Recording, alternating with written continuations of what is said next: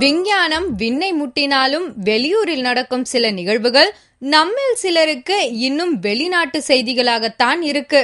அதை போன்ற சம்பவங்களை நிரூபிக்கும் வகையில் மதுரை லேடி டோக் பெண்கள் கலைக்கல்லூரி மற்றும் தமிழ்நாடு அறிவியல் தொழில்நுட்ப அமைப்பும் சேர்ந்து அறிவியல் கண்காட்சியை நடத்தின.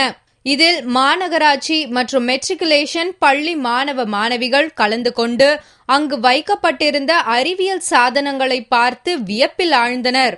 இந்த கண்காட்சியில் சோலாரில் இயங்கக்கூடிய விசிறிகள், மின் உற்பத்தி இயந்திரம் மற்றும் பல அறிவியல் கருவிகள் வைக்கப்பட்டிருந்தன. அவற்றை பள்ளி மாணவ மாணவிகளுக்கு லேடி டோக் கல்லூரி மாணவிகள் அழகாக செய்முறை விளக்கம் அளித்தனர். இதை அக்கல்லூரியின் இயற்பியல் துறை மாணவிகள் ஆர்வமுடன் செய்வதாகவும் இதில் கங்கன சூரிய கிரகணத்தை பற்றியும் மாணவர்களுக்கு விளக்கப்பட்டதாகவும் பேராசிரியர்கள் தெரிவித்தனர்.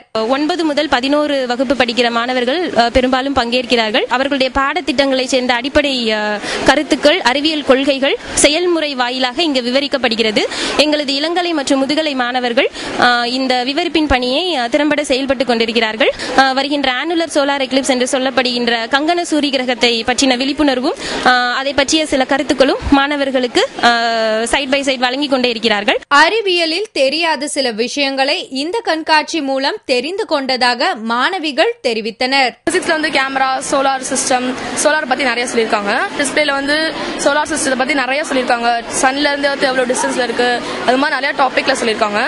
அடுத்து வந்து இங்க வந்து அபவுட் 20க்கு மேல நிறைய எக்ஸ்பெரிமெண்ட்லாம் இருக்கு. ரொம்ப யூஸ்ஃபுல்லா இருக்கு. எங்க சிலபஸ்க்கு தகுந்த மாதிரி நிறைய வச்சிருந்திருக்காங்க. அறிவாள் சுத்தி என்று பார்த்து பழகி போன தென் மாவட்ட மாணவ மாணவிகளுக்கு இது போன்ற அறிவியல் டூல்கள் அறிவியல் ஞானத்திற்கு அவசியம்தான்.